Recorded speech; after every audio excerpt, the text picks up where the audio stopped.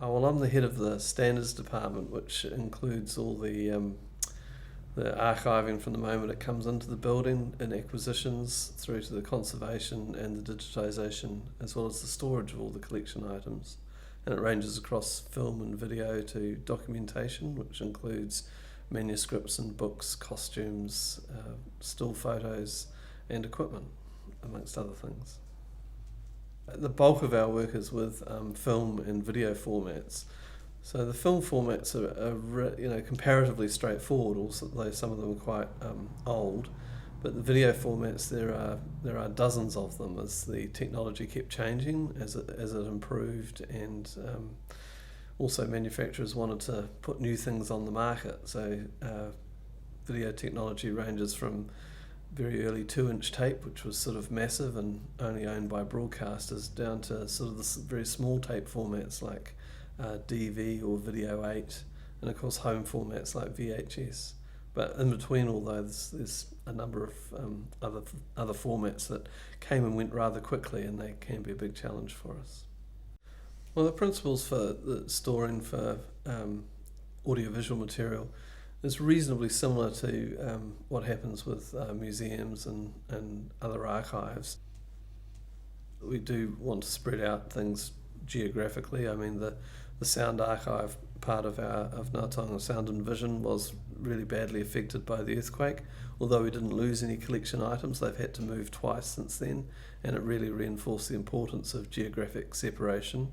Not just for the physical items, but also our digital backup and any of the new stuff that we've created. So yes, we have a large general storage vault out at Plimmerton. We have a specialist nitrate vault at Acetate Bay, and that's very special because it's the nitrate film is classed as an explosive solid, and previously we've only been able to store it with the army, but the options there were very remote, as you can imagine, army magazines for storing of ammunition and our film. So we did actually build a specialised vault into Tahi Bay near the big masts up there. So we also have documentation and viewing print storage that's off-site from this building. We have a number of vaults inside this building, and of course we have the Avalon Studios. We have storage in Henderson in Auckland, and also the Sound Archive in Christchurch. So there's quite a bit of diversification.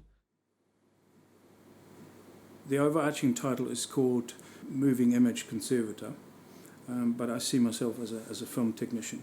I make sure that the films we are digitising are in good condition so they can actually be digitised so they run perfectly over the machinery that is necessary, over telecine or a scanner.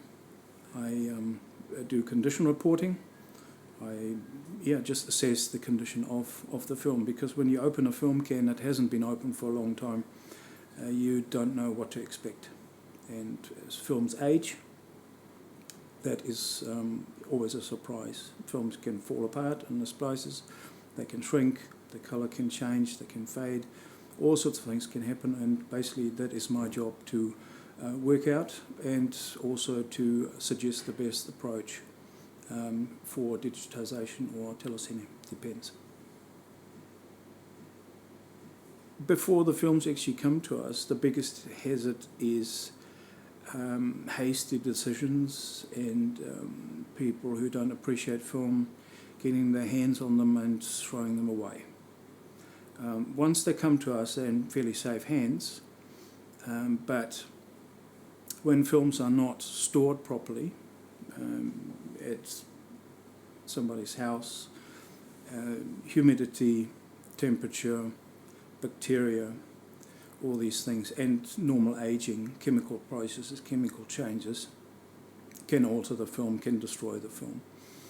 And I think for the very old nitrate film, the very flammable film, they seem to last the longest. They have lasted over 100 years in some cases. The next type of film that followed was acetate base, and acetate develops a vinegar syndrome. It's a reaction of humidity and temperature. that is the catalyst for vinegar syndrome. And once that sets in, it's not reversible. It can't be stopped. The film basically over the years destroys itself. The image will change, the image will fade, the colours will change, and eventually the film will just simply fall to dust, And these are the problems. Bacterial, because the film has got the image layer of a film is an emulsion, is a gelatine, and gelatine can basically be attacked by bacteria, and they then cause discoloration and stains. The reaction with metal, for instance, when the films develop vinegar syndrome, the acid that is free, that is created in the film, is free to come out, and the fumes or direct contact with a metal film can will cause rust, and then the rust in return will stain the film and destroy the image. So it's pretty much a chain reaction, and we have to interfere as best as we can. It's time consuming. You have to sometimes go through a film frame by frame and look for scratches, check up on splices. For instance, if it is a master neg and every shot is spliced together, cut together, then you have to check every splice.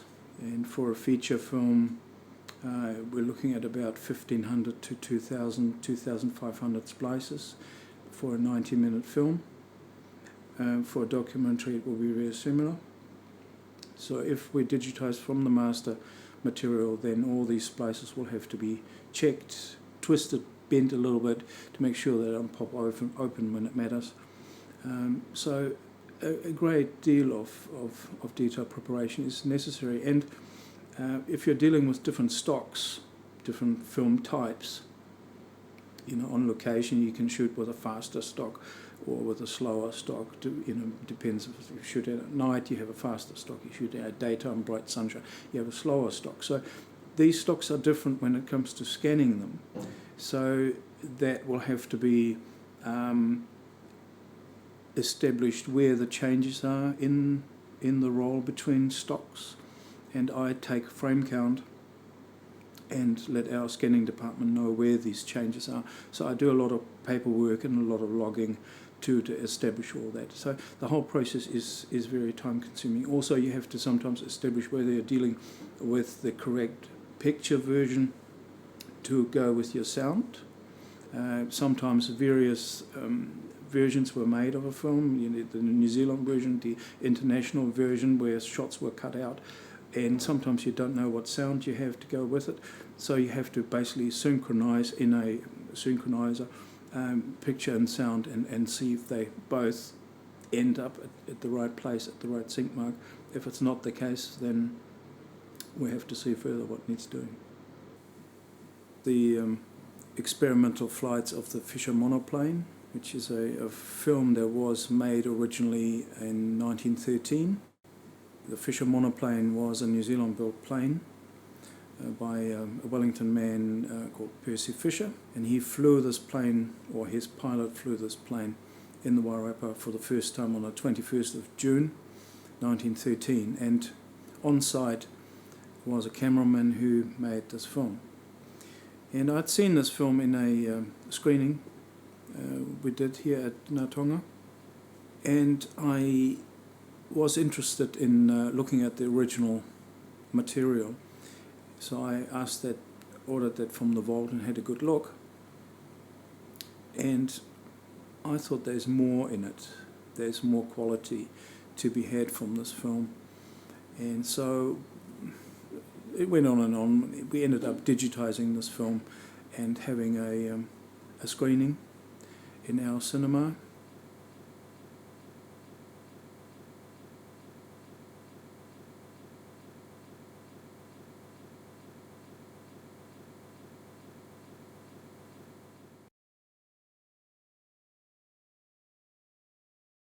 I'm a film conservator, so I work with our film collections. So everything from 35 millimeter negatives from recent productions back to prints that were used, projected around New Zealand 100 years ago. I work to preserve the films, which means to transfer them to new media that will keep them from deteriorating and creating an accurate record of the things that we have in the collection to hopefully make them available out in the world. So to preserve a film means that you are creating an accurate record of what this artifact looks like. It's also, to a certain extent, restoring it to what it originally was, because everything we have, we rarely have very new things. We have a lot of things that have had years of use, have damage from deterioration or poor storage, which means that we need to try and get them back to their best state, while at the same time making sure we document what is there. Part of what's difficult about preserving film is that it's unwieldy in many ways. You have these large cans of film that are heavy, that need to be stored in proper conditions, so you have to pull them out of these proper conditions. So in terms of handling, a 10-minute piece of film, one reel of film, is about 1,000 feet, 300 meters. And that's, you generally have for a feature film, you're going to have 11 or 12 of those. So as you are winding through, you have to, every single foot of that is going to wind through your hands. And you have to make sure each one of them is prepared so that it can go through the machinery to be scanned or to be printed to a new, to create a new negative, that sort of thing. It's very fiddly work and takes years of training to be able to do properly and hours upon hours. And that's assuming that it's in good condition to start with. It's important to us that we don't alter what we have. So that means every single frame we try and save, which can involve repairing all of the little holes, the perforations along the side. There can be thousands upon thousands of them, which might have been damaged, put through a projector, and just all been stripped off the side. It also, preserving it involves, also besides the physical work, quite a bit of, it's both an art and a science. It can be a matter of quite a bit of discussion. How do we want this to look in the end? And is that, it's an ethical thing as well. So it's each thing that we do, because what we have, every case is different. We don't always have the original elements to work with. They might not exist anymore, or it might be particularly damaged or faded. That's a huge problem with color film, is that it fades and you're not quite sure what the original colors were.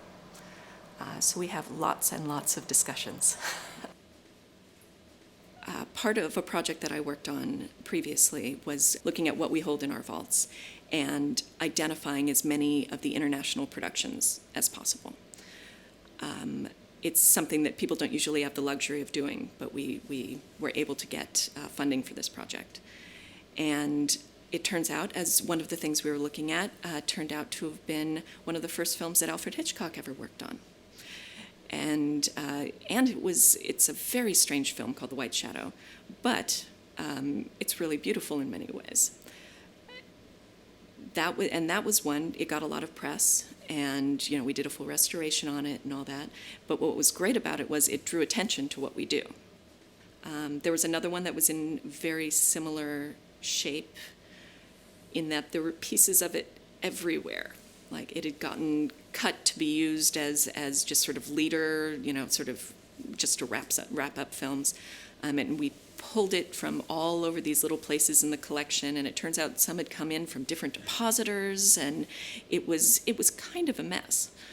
And we put it back together, and it was a whole film again. And it turned out to be the first Keystone Cops film ever made. So even when they don't turn out to be significant historically, it's just incredibly satisfying.